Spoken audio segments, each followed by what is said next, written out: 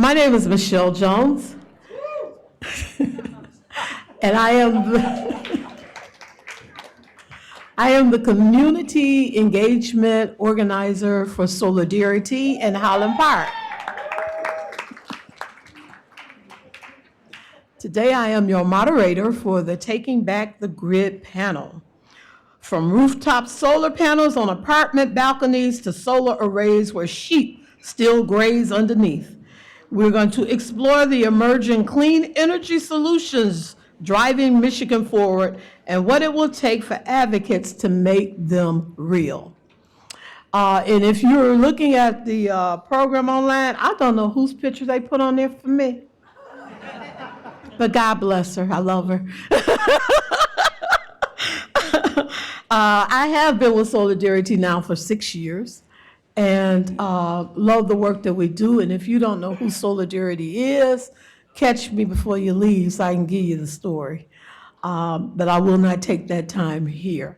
What I would like to do is allow each of our panelists to give us a brief introduction on who they are, where they're coming from, and who they are representing. So let's get started. Oh, come on. Come on, Desiraé. See, you get me going, I'll just move. Oh, yeah. Because, see, I'm trying to get to another session, too, y'all. Hello, good afternoon. It's always fun to go after lunch, so that's why they put artists up here. My name, for folks who don't know me, is Desiraé Simmons. I come to you from the great city of Ypsilanti. See, those... I planted some friends here. Okay, so I'm gonna go quick. So I am here because I actually have a poem that's being showcased here in our artist corner, and in the red room maybe. And so it's called What Shall Be, Will Be. And I'm not going to read the poem because I want all of you to visit and read it yourself. You could also listen to me reading it by scanning the QR code in there, and then you could vote for any of the art, including mine. But I just wanted to kind of just talk a little bit about why poetry and why art in this time, and as we think about the reasons that we're here. So for me, when I think about why poetry, I think about this being a way that I get to say what is true and what I believe can be true at the same time.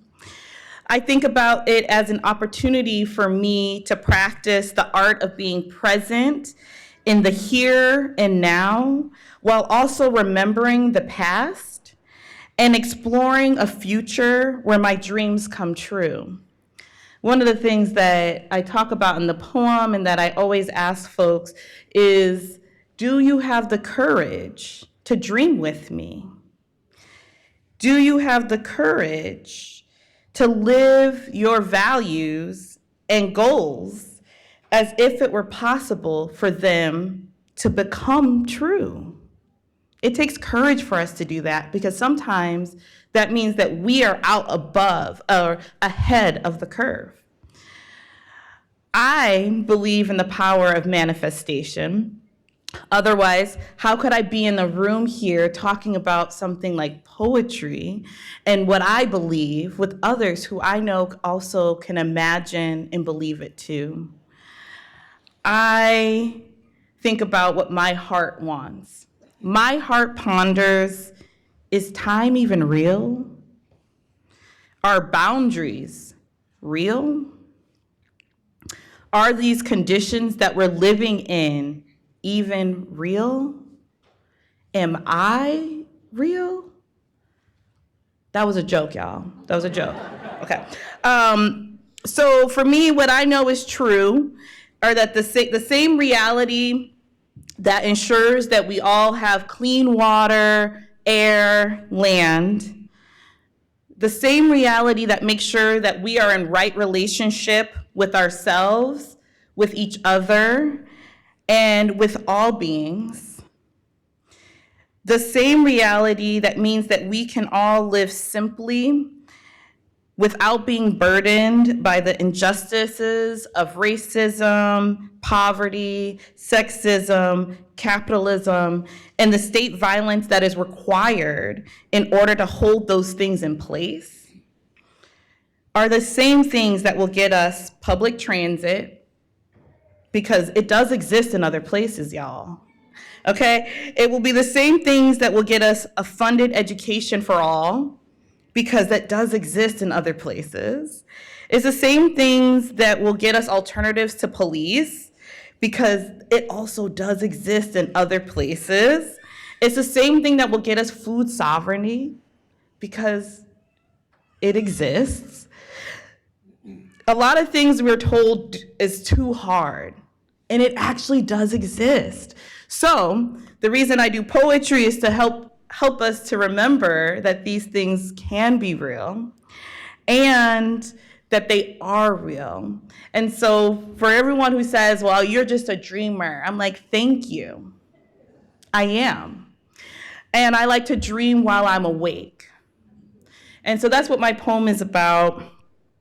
And what I believe, even though I know I'm here to talk about art and poetry, is that if more of us live it, then it will be. And that's just math. It's just math.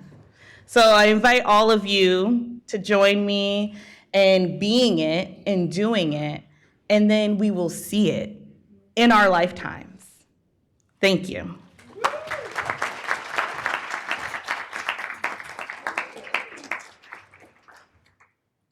Thank you, Desiraé. You asked us to dream with you.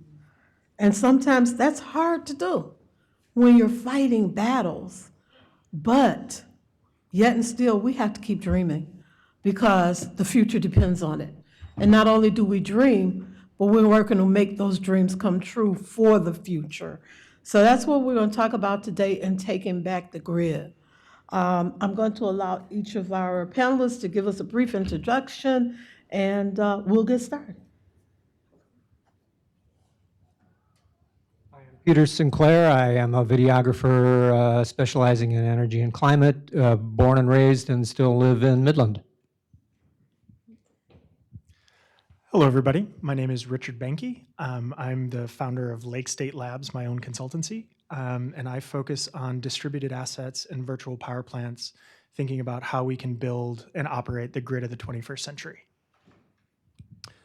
I'm Ed Rivet. I'm the executive director of the Michigan Conservative Energy Forum. We are an advocacy organization of conservatives, so I might be the only one in the room today.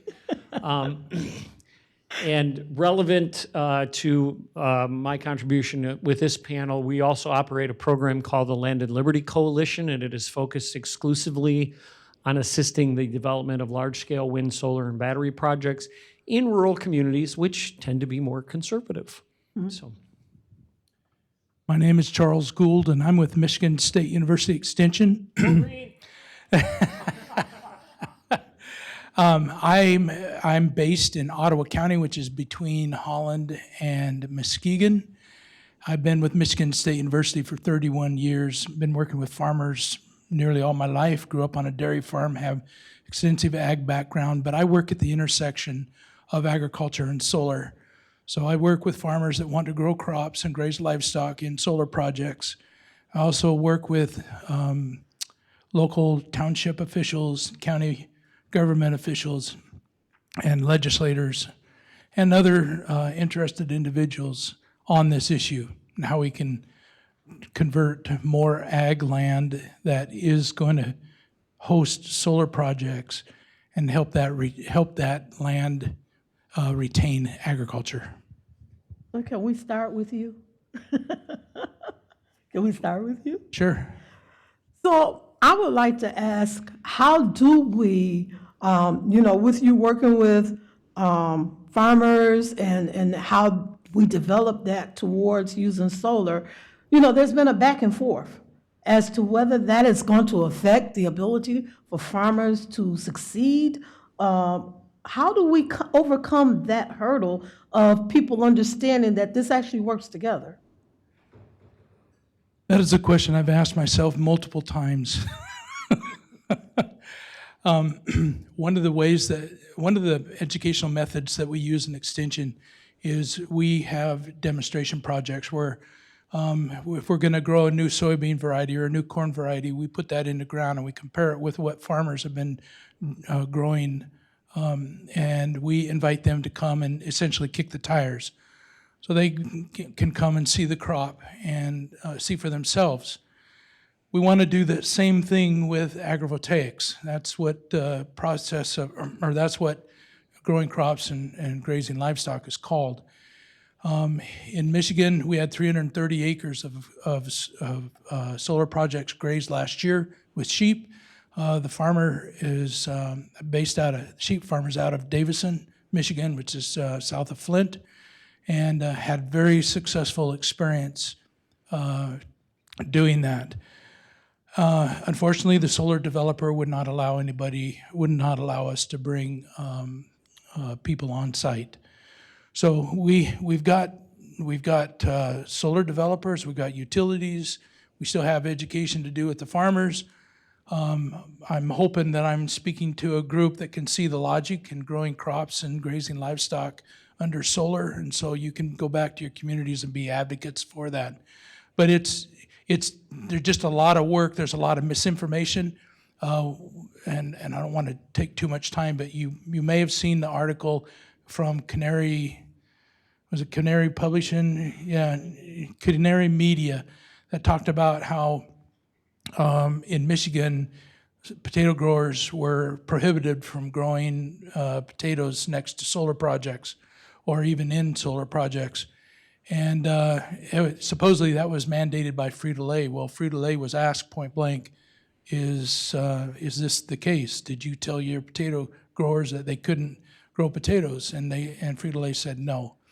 And the unfortunate thing is we had two legislators within our state government that have been parroting this. So there's just a lot of misinformation and disinformation out there that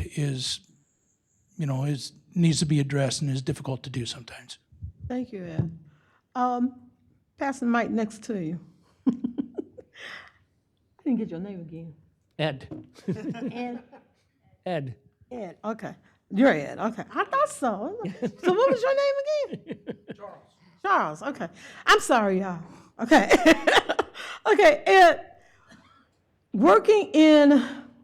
being in the area of conservatism, all right, what is the biggest hurdle that's overcoming that to get people's mindset to change that this is all part of being conservative? That was not the prepared question.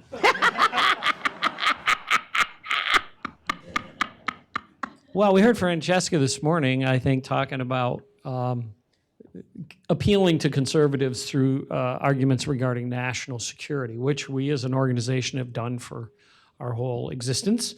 We talk about economic opportunity and so forth. With regard to the challenges we face in citing renewable energy in our state, because we have the most affordable energy now is our energy, which is wind and solar, and now we're able to combine it with increasingly affordable battery. So in the midst of this load increase and everyone's looking for more energy and the concern about it, the answer is clean, renewable energy, right? And for conservatives who want to reject that technology, we have to say, well, if you want economic growth, if you want us to be able to meet our load, you have to embrace wind and solar and battery because it's the fastest stuff we can build, and it's the most affordable stuff we can build, and it happens to be clean, good stuff. It helps farmers who are struggling. The margins in agriculture are difficult, and if they can lease some of their land for renewable energy and then continue to farm on the rest of it, the family farm can survive.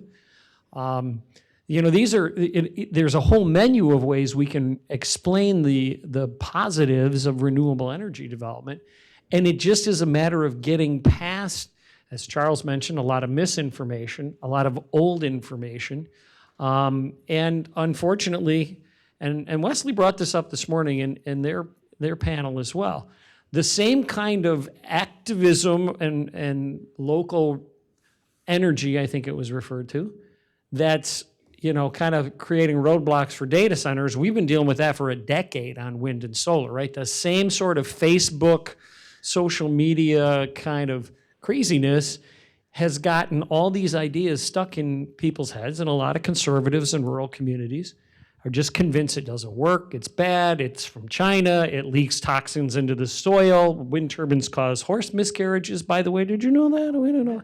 So that's an embedded layer of ignorance and misinformation stuff. It's very, very challenging. And, you know, we're working at it. We're growing a coalition of folks. MyCan is part of it, other groups, and maybe in a follow-up question, I'll get to talk about it. Thank you.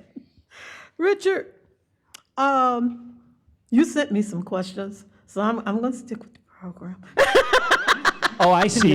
You can get me with whatever you want. Richard gets the respect. Remember His George question Soss. gets asked.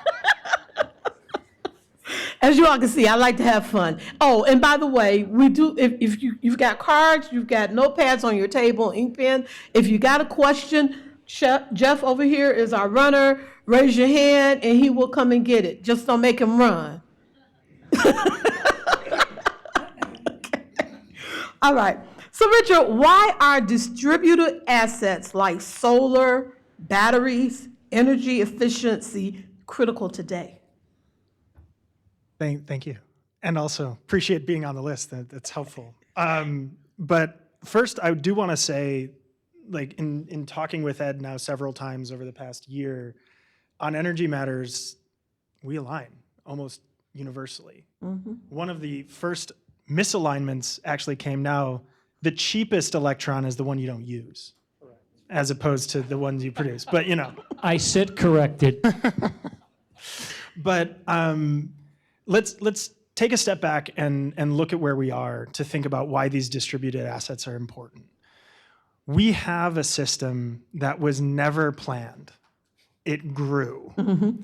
And the assumptions that underlie this system are 20th century assumptions on how energy needs to work and what technologies can do. So I don't know if y'all were at the discussion this morning thinking about integrated resource planning. One of the underlying assumptions in utility planning is the copper plate assumption. And let me just explain that. What it is utility planners, when they're planning infrastructure, they think about, I have a generation asset, a power plant, and I have load. And I can put the generation asset anywhere I want, and it will be connected to load. And there's no problems with that. But what we all know is the largest rising costs of our energy are the transmission and, most importantly, the distribution. So this idea that you can put your generation anywhere you want and then get it to where you need it to be is false. It's driving the affordability crisis. Further, we have an aging grid that our utilities haven't invested in. One of my favorite statistics on this was 55% of distribution transformers, 55% are 33 years old or older. Mm. The lifetime of transformer on our grid is 30 to 40 years. So when we think about why distributed assets are important, it's because we have an aging infrastructure, we have a utility planning system that is antiquated, and we have assets that, as Ed has already said, are cheaper, they're reliable, and they're resilient for people. And so if you want cheap generation that will stay on in a storm, the easiest way to do it is to put panels on your home and a battery on the side of your house. Mm-hmm. That will be cheaper than getting power from the grid, period, at this point. And yet our infrastructure and the ways our utilities are planning and the ways they are regulated and their cost incentives are all aligned to this 20th century ideal of the copper plate. And so as a group of advocates, of interested parties, of people, the more we can do to help realign with the reality of the 21st century and all the wonderful things that we can do to overcome all of these real present challenges. May it be data centers, it might be climate change, it might be equity, it might be affordability. All of these things need to be worked together. And you may hate me for saying this, we need our utilities at the table too. We have to find ways to work together to reimagine this system. So that was a very long-winded answer, but thank you for indulging me. Thank you. And it is going to take us working together. It's not like we can just shut it all down, start something new, and be up and going. There's got to be a period there of transition. Peter, what can you contribute to this? I didn't send that email with the suggested questions, so I should have anticipated this. Okay. I was working primarily as a communicator in the climate space for quite a few years. And then one day in 2017, I went to one of our local townships in Midland County, Ingersoll Township, where they were going to be considering a wind project. And I got there about 15 minutes early, and there was no place to park. I had to park in the cornfield across the road. And when I went into that room, and I am a lifelong resident of Midland County, and I worked as a paramedic for the county rescue system for 10 years, so I know my people, you know. I walked into this room and I didn't know anybody in there. And literally it was jammed with a number of people who had driven hours to get there, to come to that township and be unpleasant and nasty and threatening to that local board, who was just trying to consider whether they should have a wind project in the area. And one of the ringleaders had driven like 3 hours to get there.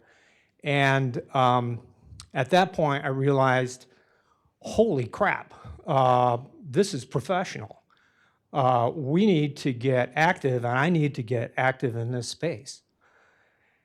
So I started going to more township meetings, and we eventually did get that wind project, by the way. That particular township opted out, but 3 neighboring townships jumped in.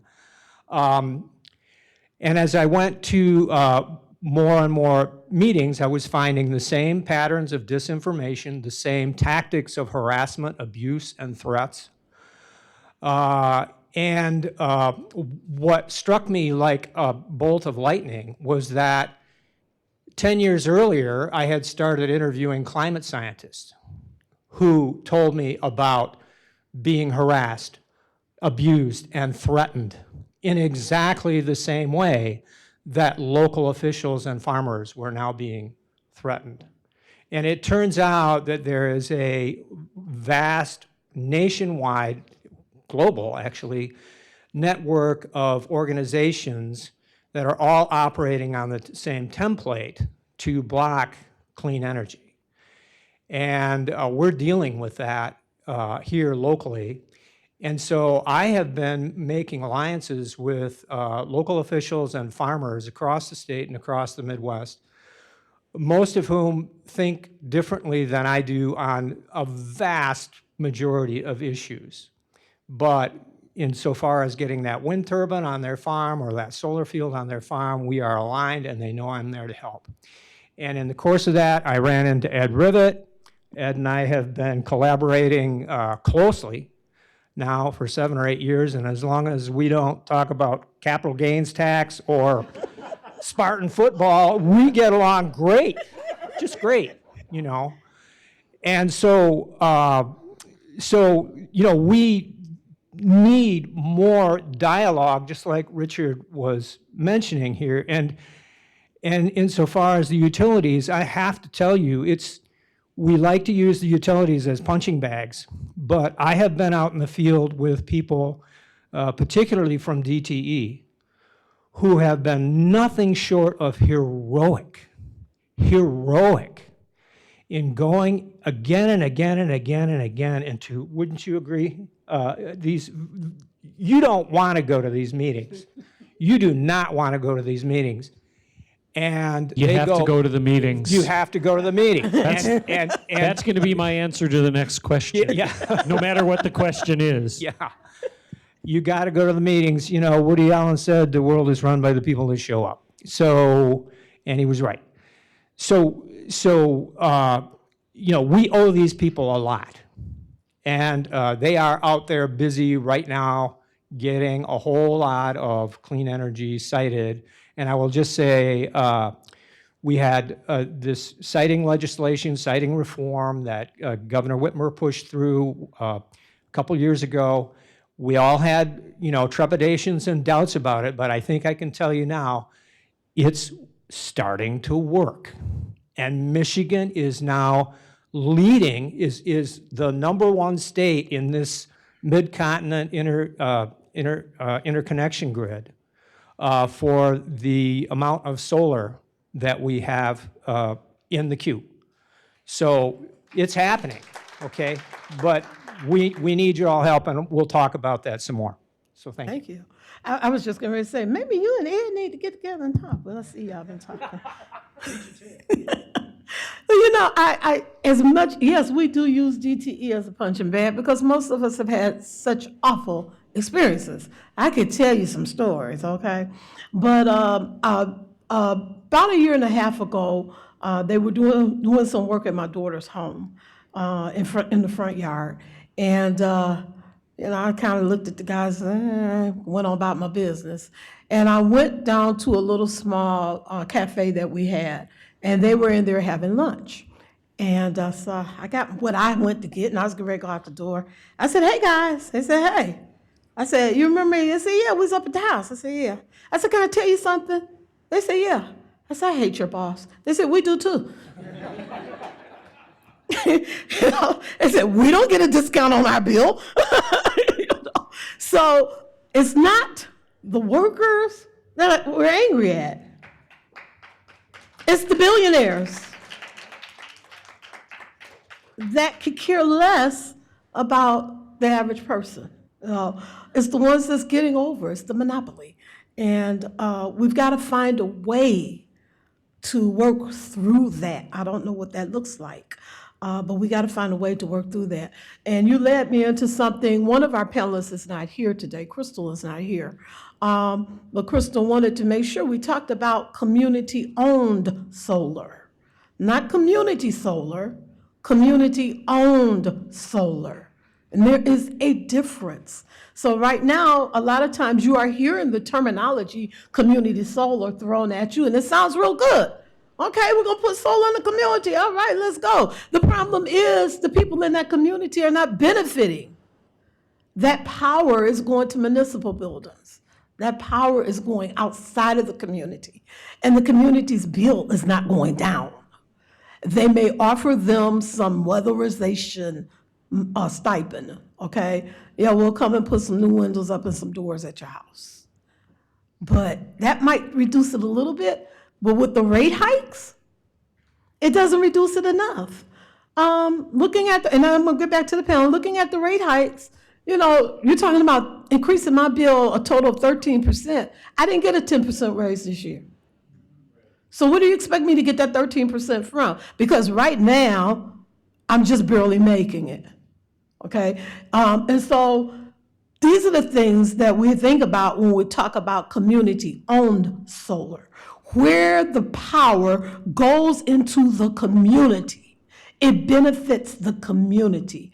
Where you have the option of putting solar on your house, and if you wanted to run your whole house, ain't nobody got nothing to say about it.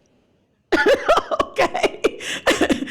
Without a cap, do what you need to do. Where the farmers can benefit from having community-owned solar right there in their community. And each house knows that they have power. All right? And so that's what we're talking about. So let me get back to the panel now. Can I add something to that? Go ahead. Just to add a little force behind that, there was a study done in 2016 by NREL, the National Renewable Energy Laboratory, that was looking at a state level, per state, how much of the state's energy load could be accommodated if you only installed solar panels at that time on existing buildings, No new land use, no farms, only existing buildings. Michigan, 45.9% of our annual load as a state could be handled with solar panels on existing roofs alone. Nationally, 38.6%. So when we're talking about load growth, when we're talking about community-owned assets, we need to think about what are the assets that we can enable. Your roof is an asset. Whether or not you own the system, you should be able to sell that asset or rent that asset to produce energy if you so choose, and then receive the benefit from that. One other thing, and this, pardon me for going into fundamental physics for a moment, but if you have solar panels on your roof and you have an excess amount of energy that's being exported to the grid, where does that go? It goes to your neighbor. And so what's happening is you're getting paid 8 cents a kilowatt hour, maybe, by DTE, and then they're going around to your next door neighbor and charging 22 cents a kilowatt hour, which to me doesn't make quite so much sense. They still have to maintain the grid, right? And so we need to pay for that service. But there is far more here that we need to talk about when we're talking about community-owned assets, or also the value. Where is the value going? And there's just such potential. And there's some very key regulatory and legislated limits that prevent that value from happening, or even discussions around that value from happening. Well, it leads me to this question to you, Richard. What state-level policy, legislative, or regulatory frameworks are needed to scale the adoption and impact of distributed resources? I forgot that I sent you that question. Okay, so the couple that I wanted to mention. First, I was just alluding to it. Right now, it is required when you are installing a home solar system or a commercial system on a building that you are only allowed to install 1.1 times your annual load. So if installed capacity. So if you use 5,000 kilowatt hours a year, then your installed capacity can only accommodate 5,500 kilowatt hours of production. That is a limit regardless of the size of your roof. So if you had, say, a Costco or a Walmart or just a big roof, you won't be able to fill it up with solar panels, period. That is not allowed. Another limit, and as someone who works in virtual power plants, so the aggregation of these assets to then provide grid services in mass, one of the other limits right now is you are not allowed to aggregate customers who use less than a megawatt of energy, of power, meaning anybody who's not a commercial customer, you can't work with. So even if all of you have batteries at your home and solar panels on your roof, we couldn't put you all together and start selling collectively to provide grid services. It's not allowed regulatorily. Also, the final point is right now, there are roughly 100,000 batteries driving around Michigan, representing at minimum 6.5 gigawatt hours of capacity. Now, let me put that in perspective. MISO, the Mid-Continent Independent Service Operator, which covers 14 states, by the way, their 2025 planning resource auction had half a gigawatt of storage bid into it. We have driving around our state an order of magnitude more that we're not enabling. And one of the things that we do not enable, and this is a regulatory issue, it's required in the interconnection agreement with batteries, is you cannot interconnect a battery in Michigan that will both import from the grid and be able to export to the grid. There are 3 modes allowed: import only, export only, and no exchange. Meaning if you have a battery and it's charging from your solar panels during the day, and at 7 p.m. when peak time hits and costs are high for the grid, you can't push energy back to the grid and sell it. You can island your home, you can take it off, but you can't push excess out and sell that. And so these three barriers, if you unlock solar, we have up to 46% of our state's energy needs covered. Done. With no new land. If we unlock batteries, we can unlock virtual power plants. And so this is where, these are the things that they can happen, but there's incredible inertia preventing them from happening. And so if we can collectively start to say, okay, what are the three things we all agree on, or the one thing we're all going to advocate for? Okay, let's do it. And let's take that step and push the regulators, put the legislators, push our governor to help make that step, and then we'll go on to the next one. Thank you, Richard. Charles and Ed, how do we break down this information that they're talking about now, so far as pushing for community solar so that it reached the conservator, you know what I'm trying to say, mouth, and the farmers, okay? Because we've got one group that has quite a bit of power behind them and one group that's trying to get power. Well, Charles can tell you exactly why community solar size projects and agrivoltaics fit perfectly. That's his expertise, so I'll let him do that. Yeah, so we can do large scale agriculture on utility scale projects, but it's much better. The average in Michigan, we have 3,200 sheep farms. We have 84,000 head of sheep in Michigan. The average size of a flock in Michigan is 50 sheep. And the rule of thumb that we use is like three ewes per acre or 9 lambs per acre. All right, so if we have a community scaled project, that automatically fits our current sheep production industry right now. They don't have to, well, they're going to have to expand a little bit, but we have pipelines to Western flocks that our sheep producers can tap into. So community solar really lends itself to agrivoltaics. One of the things that really gets me fired up about community solar and is the fact that we have a lot of people that want to start farming. That's one of the biggest programs we have right now within MSU Extension is helping people who are 2 generations away from the farm understand what it means to farm. But the land is not there. You have to marry into a farm, or you have to have an exorbitant amount of money in order to buy a farm. And so what a solar project does is it has the land, and with the right kind of arrangement, you can get small farmers, you can give them the land, they can farm outside of the glass, they can farm in between the glass, they can farm under the glass. All 3 of those are options for small farmers. And that kind of arrangement is being done all around the world. So that's another reason why we need to really push for these smaller solar projects, because they fit. If we want to solar graze, and if we have small farmers that want to get started farming, this is the perfect size for them.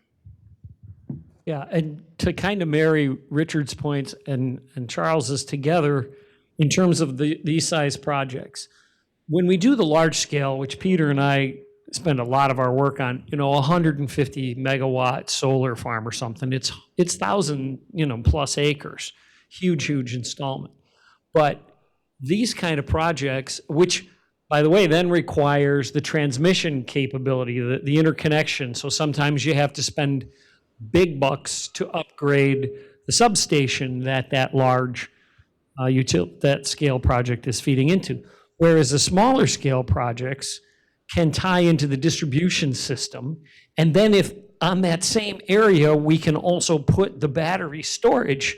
So now it becomes an extremely flexible asset at a much smaller scale, but doesn't require us to be upgrading the transmission system at a very expensive price. You're just starting to leverage all these little tools that when you put them together, the sum is, greater than the parts.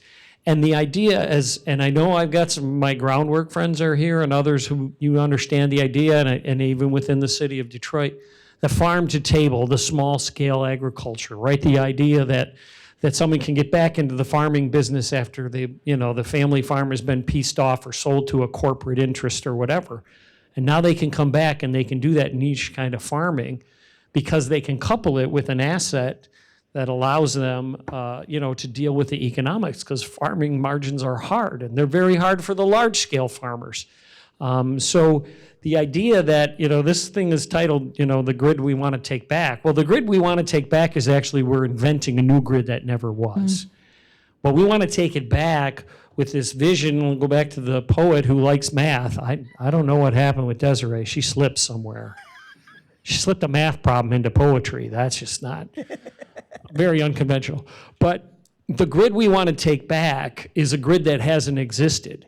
And so it really is about dreaming and envisioning just completely different ways to think about it. And so as not only someone who works in the local communities on acceptance of these kind of projects, I lobby at the Capitol, right? Our organization is also an advocacy organization. I talk with conservative legislators, and some of it is just functional fixedness, right? Flip the switch, the grid, the power plant, the wire's done, that's it. And to bring to their consciousness the idea of this kind of small farming, distributed assets, all kinds of things that they're just not aware of. Part of it's just patient education, patiently educating that this ain't your father's grid. It just, or your grandfather's grid. So Peter, let me add some perspective to this as well. Several years ago, I was working with a farmer in Berrien County. He had, 15 acres, I think is what he had, and he was growing various varieties of lettuce. And so he had shade cloth over his lettuce, because when lettuce gets sun scald, you can't sell it. And he was selling his lettuce to Chicago markets. So he made, on the acres of lettuce that he grew, he made $100,000 on the lettuce that he was growing, profit, okay? So now you couple that with, if he had solar arrays, and his farm happened to be next to a restaurant who also had a brewery, all right, that's energy intensive. He was selling his greens to the brewery for their sandwiches. All right, so there's a relationship right there where solar power can be sent to the brewery to brew the various things that they're brewing, provide light, and then for the brewery, and then provide shade for the lettuce that's going to be grown, instead of using a shade cloth, growing that lettuce underneath the solar. So, it's there. It's there, ready for the picking, no pun intended. We just have to find willing farmers and willing, township officials that are willing to put solar ordinances that support agriculture. Instead of focusing on megawatts first, we focus on agriculture first. And we design that solar project around agriculture.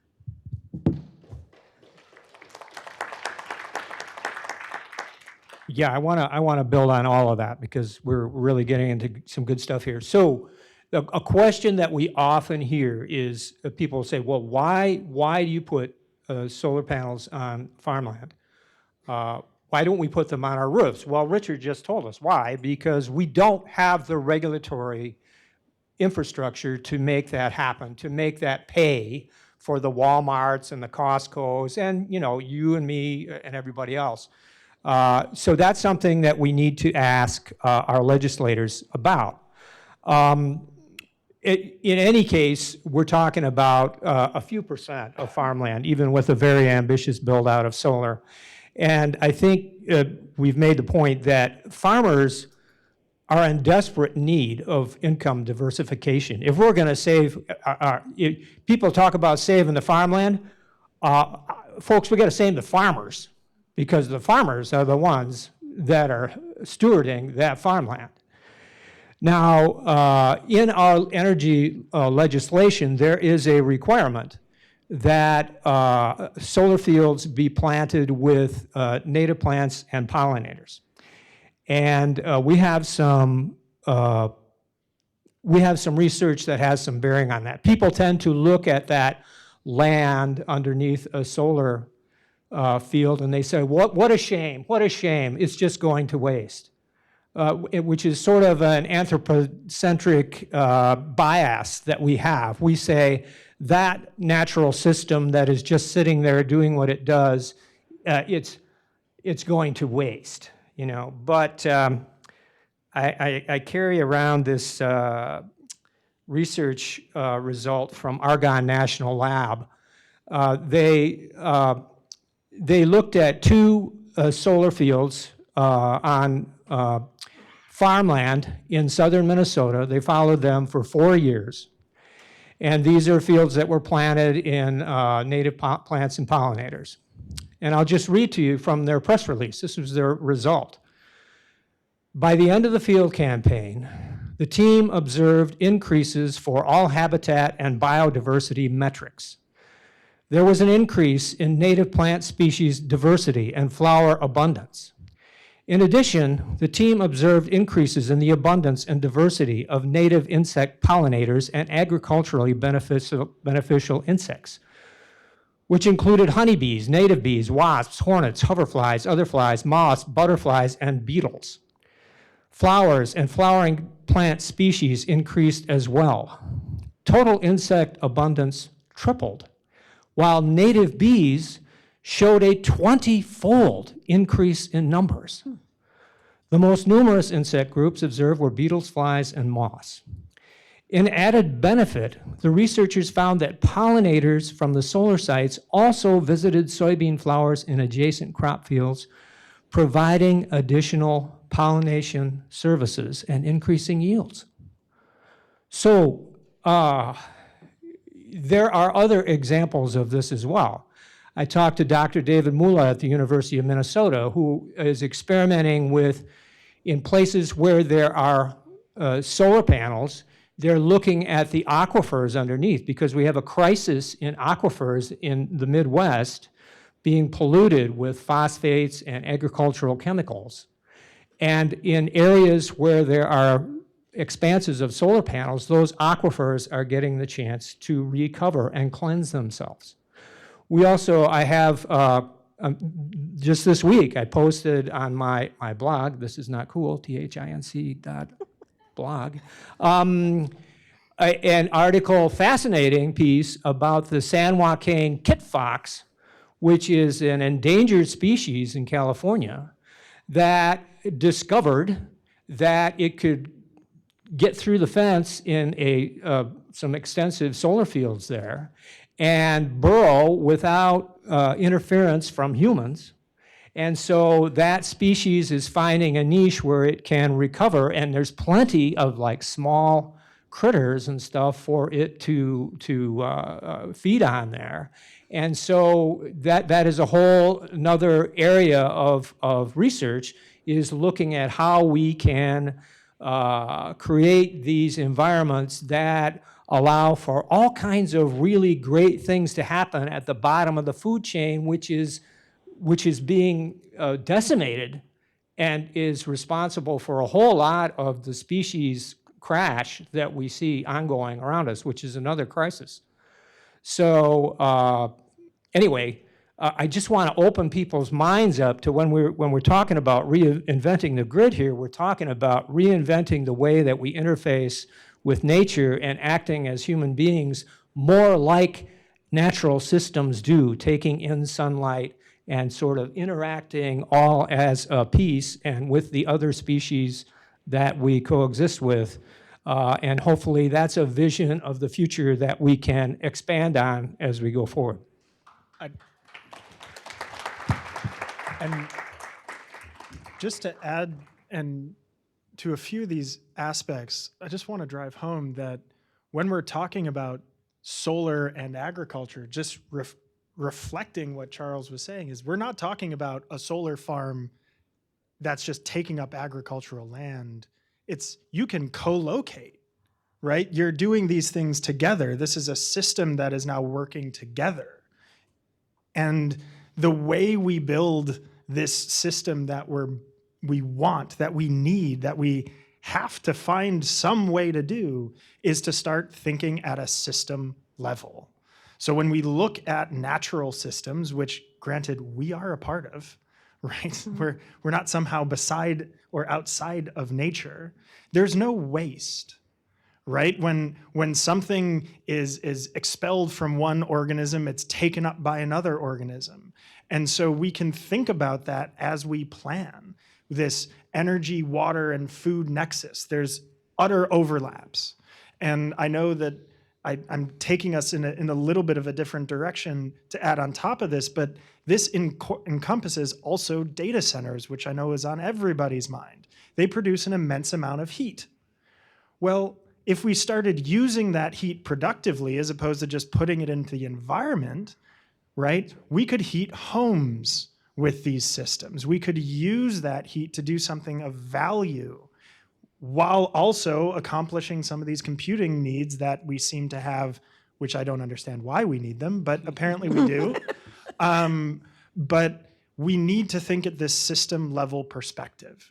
We need to realize that the grid of the 21st century is not something that will just grow. It's something that we need to say, okay, what are all of our component parts? How can they play together?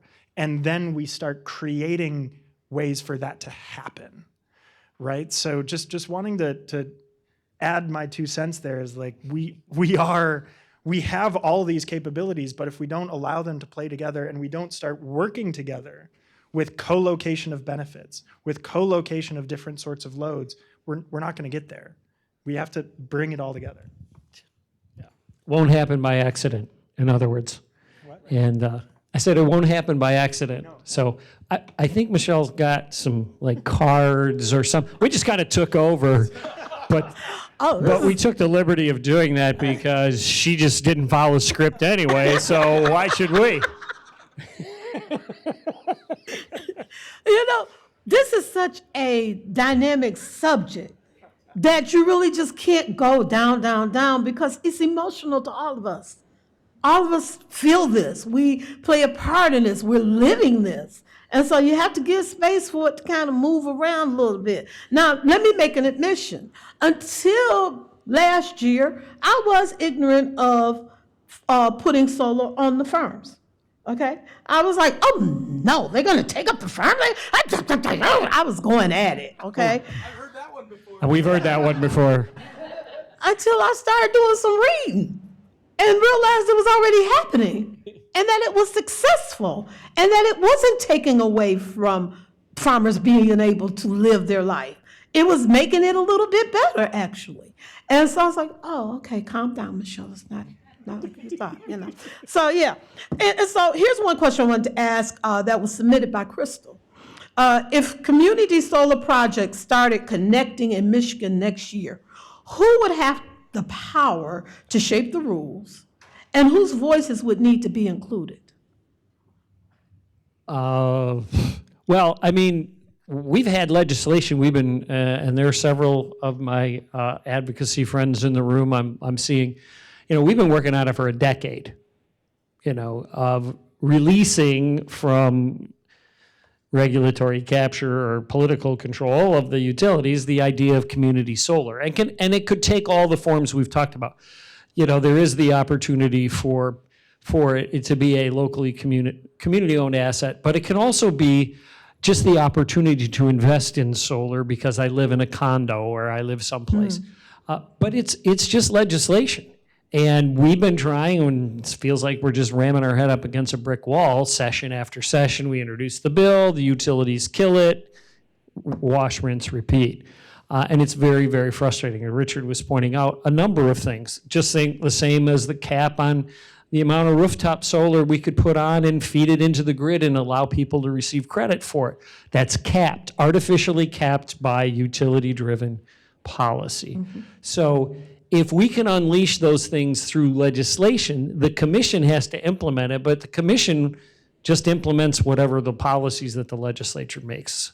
So it really comes down to us winning the fights. Now, if we've set a pattern by this MOP thing, sorry, it's the way I did it, but you know, and the legislature is starting to hear that we are fed up with the utilities closing off our future, right? The grid of the 21st century, they're standing in the way. And Peter and I work side by side with them, trying to get these big, you know, renewable energy projects to, you know, decarbonize the grid on this hand, and on the other hand, I'm down at the Capitol saying this policy stinks, we need to fix it. And utilities are standing in the way. So we just have to accept that policies can flourish things and they can choke them off. And we're in, for all of these things, all the things Richard talked about, the batteries and all of it, we need policy to open it up so we can create the grid of the future. It's important to realize that, you know, utilities were created 100 years ago by our grandparents, our great-grandparents in their wisdom, and they were made to be all of the things that they are now, you know, regulated monopolies, et cetera, et cetera. They have a certain set of incentives that they operate by, and some of those incentives are just not, they're not fit to purpose for where we are right now. Okay, well, we created those incentives. We can change them, you know, rather than just, you know, vilifying and demonizing the people who are basically doing following the rules that we set up for them to follow. We can change those rules. So you know, and the pathway to doing that starts in November, and I realize we are a nonpartisan group here, but your vote makes a difference, and it does make a difference, you know, they're not all the same, and so consider wisely, you know, where we will have the best possibility of making those changes. I'm glad you brought up November, because I would say this pathway actually starts 20 years ago, but the next best time is today. We have a gubernatorial race. We need all of the gubernatorial candidates to start talking about this. We need to have our representatives talking about this. And we need to put out policy positions that they're then arguing over to get our votes, right? Not the other way around. So how can we collectively say, here are the 5 things we all agree on, and then start having these candidates argue over it and try and give us more to get us to vote for them? We need this collectively. Simultaneously to the gubernatorial race in November, both utilities, both major utilities in Michigan, Consumers Energy and DTE, are filing integrated resource plans this year. These are going to lock in investments in system planning for, well, we'll be paying for it for the next 40 years. Let's put it that way. Also, both of these utilities are filing rate cases to increase our rates again this year. If you want to get involved in something, there's plenty to get involved in. The question is not, is there something? It's where do you want to focus, and where do you think you can have an impact, and start working with people in your community and connecting to resources that you need. Because now is the time. This year, 2026, is probably the most important year in Michigan's history for energy, simply because of the confluence of all of these things. So let's get to work.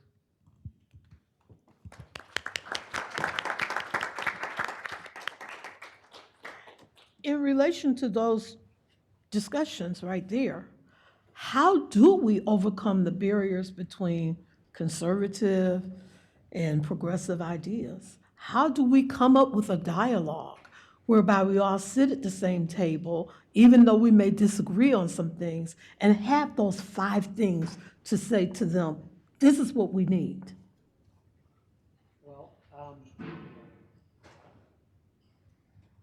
I would start by saying what we have found at the local level when we talk about, say, large-scale projects, that it's a very bipartisan form of NIMBYism. I'm sorry to say it. I mean, I've been at township meetings where someone will stand up and say, we have to do something about climate change. I kid you not. The guy was an engineer. Climate change is real. This is just not the place for solar panels. He's lucky he didn't get my notebook in the back of his head. I just couldn't believe it. So some of the idea of whether it's liberal, conservative, or whatever, I mean, we're seeing wonderful bipartisan opposition to data centers. It don't matter what side. So the reality is that it comes down to giving people a vision and, to Richard's point, expressing to legislators and those who have political pressures and ideological standpoints, and 5 ideas might be good, Richard, but I'm sure most politicians can only keep 3 in their head at the same time. So we might want to trim it down to 3. I say this, and my family's all in politics. My sister-in-law's in Congress, but whatever. So part of it is just bringing it back to what most of us, when you start saying, everybody starts nodding their head. Our rates are too damn high, it's on the table. Yeah, everybody goes, yep, they are. The solution are the things we've been talking about. So you open the entree of discussion. You say, how do we get everybody to the table to discuss it? Say, we can all agree our rates are too high. We can all agree we want a grid that's resilient and stays up. We can all agree we don't want it to affect our national security. We can lay all those things on the table and go, now, the solution is the work that Charles does with farmers, the way that Richard designs virtual power plants, the way Peter and I get out in there and try and get these big projects cited over all this local opposition. So the pathways are there, and we just have to educate them that if you just open up your vision, I'll go back to the poet at the beginning, if you want to dream while you're awake, we can do it, because we can start with things everybody agrees with, and then we add the solutions to it through education. I just made that up. Was that okay?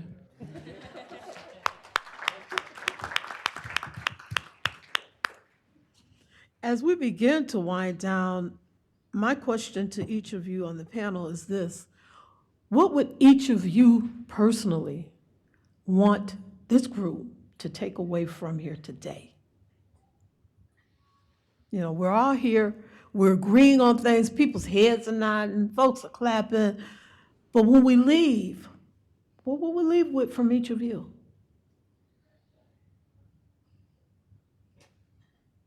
I would encourage people to just try to find something that you can hook into, interact locally. I structured basically my whole life until about 10 years ago, so I would never have to go to a meeting. Tell me that secret. And it's been a painful process and an adjustment, but I do have to say I have learned an awful lot. I have gained an awful lot of respect for the local officials who are trying to deal with, 10 years ago, maybe the most controversial thing that ever came before them was, do we have enough porta potties for the softball tournament? And now they're having to deal with these $300 million projects, and they've got a bunch of maniacs coming in and yelling at them. It is a very interesting and challenging environment to try to communicate in such a way that these groups, which tend to be very much on the conservative side, in a way they can hear. And so I have to constantly examine myself and find new ways to constructively and creatively enter these conversations. And it's very gratifying to make friends, make allies across these ideological boundaries that have kept us apart. Because if there's one thing that I feel about almost as strongly as I feel about climate change, is that we have to start talking to each other again. And so, I would encourage everybody to try to find ways in your community to do that and challenge yourself to have those conversations. Agreed. I was going to say something to the tune of, we're all in a room where we're all nodding. Put yourself in places where that's not true. And then don't come to talk, come to listen and ask questions. One of my mentors years ago taught me about this process called solution selling. It's a sales process, and you'll forgive me for reiterating it today, but the idea is, if you want to sell someone something, you don't say, here's my product, do you want to buy it? You start with saying, what are your problems? Where are your pain points? Where are you struggling? Tell me about it. And then you reflect back. So I heard these are all your pain points. This is where you're struggling. Did I get it right? And then they'll correct you and say, no, you didn't get it right. Here's 50 more. And then you do that until you get to the end of that list. And then you ask another round of questions that's talking about, well, how are these things impacting you? How are they impacting your life? How are they impacting your organization, your work, whatever, right? And then once you reflect that back and they say yes, then you go into say, well, what does a solution look like, right? You haven't talked about your product ever. And then after this whole cycle, you get down to, okay, so you know their problems and they know you know. Not only that, you know how all of these problems have impacted them and they know you know. And they've also expressed to you what a solution could do for them. And then you say, hey, I have this thing and it does that. Would you want to buy it? Right? The majority of our conversations are about talking and sharing bullet points, and I've shared data. Nobody wants to hear that. They want to be listened to. And if you let someone talk to you and you let yourself listen and they know it, chances are they'll give you that opportunity too. So that's what I'd take away. I didn't have an answer to that question, but I think I can pivot off of Richard's in remembering that every bit of resistance we have to creating this vision of the future, whether it's the legislative policy and thereby the legislators who may be overly influenced by other forces, or the community folks that are pushing to block the wind or solar or battery project. They're people, and most people have two things that we always have to be conscious of that I think allows us to have a greater level of patience, because boy, have we learned patience in the field. And that is, people don't like change, and underneath it, the reason they don't is because they're afraid of something. They're afraid of change being something that is not going to have that stability or the thing they're most accustomed to or the community they think they're living in, right? That solar field down the road is going to ruin my community, right? So if we understand that we're thinking about people, and in the end, they're kind of afraid. That solution sales idea, part of it is to alleviate that by saying, I'm here to make sure that what the solution that I'm offering, the importance of this project to your community is actually going to make things better for you. And you don't have to be afraid of it. It's an underlying psychology thing, but if we don't keep it conscious all the time when we're having conversations with people, they can get defensive in a hurry, and they don't feel like they're being listened to, and you don't understand my problems, and you don't understand, even though they don't know it, they won't say, you don't understand what I'm afraid of, because they don't want to admit they're afraid of it. They might even be conscious they're afraid of it. So if we approach people that way, we're going to come in just like if you were talking to a little kid who's afraid of something, the boogeyman under the bed or something. You realize you're going to approach them in a way that will draw them into the conversation. I agree with what has been said, but I have something I'd like to add to this. I want you to go away from this session remembering that it's not ag or solar. I want you to remember that it's ag and solar. Now, there's a lot of you, I'm sure, that have heard about agrivoltaics for the first time. So if you will Google my name and type in agrivoltaics, you're going to find a lot of articles about solar and agriculture. You can also go to My Ag Ideas. That's M-I, not M-Y. My Ag Ideas.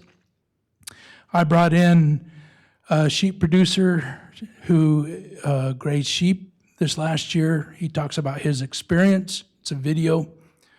I brought in a farmer who is grazing cattle under solar. She talked about her experience.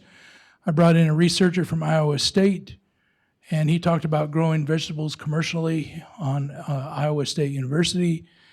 And then I brought in 2 researchers from Ohio State University that talked about growing agriculture and cool season grasses in a solar project on a commercial scale. So there's information out there if you want to educate yourself about what agrivoltaics is. I would encourage you to do that. And then if you have further questions, I'm easy to get a hold of, gouldm@msu.edu. Shoot me an email, give me a phone call. Let's talk.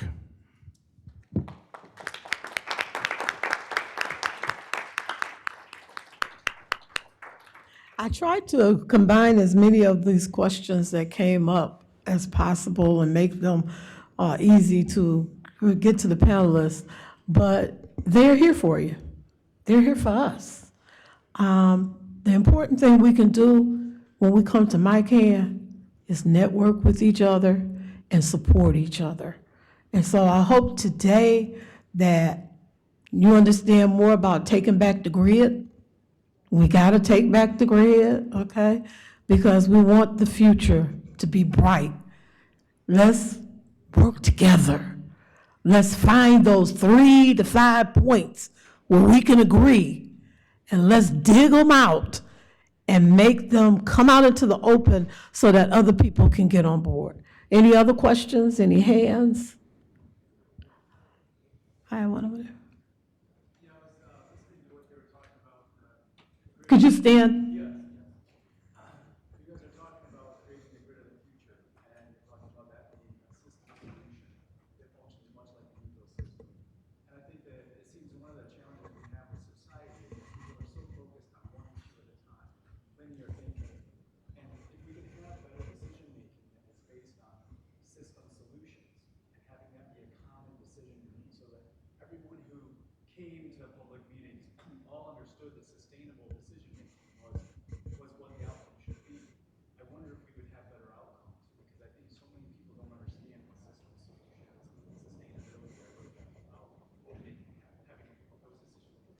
Without a doubt, and I want to give you, we're going to be over time. Is that all right? Yeah, you got a few more Okay, minutes. so You got a I'll few be more brief. minutes. Don't go too far. So, as part of a university, I want to, before I answer your question, I want to make sure that you understand that I'm not endorsing a solar developer that I'm going to mention, okay? Not all solar developers are created equal. There are solar developers that do not want anything to do with agriculture. Then there are some solar developers that embrace it. It's part of their business plan. It's their ethos. That's what they do. Pivot Energy is one of them. They have some solar projects down in the southern part of the state. A sheep producer that I work with has a contract with them.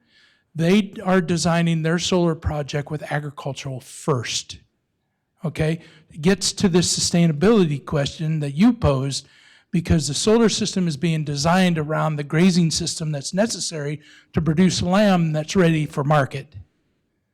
And that's where we've got to get to, but we just, it's the headwinds that we've all talked about that create the resistance for doing something like that. So I've kind of adopted the policy, I have a list of solar developers that are ag friendly. And I have a list of solar developers that are not. And so I'll work with all of them because that's what I'm supposed to do. But those that are ag friendly, I want to do my part in making sure they get the right farmers to go into their solar projects first.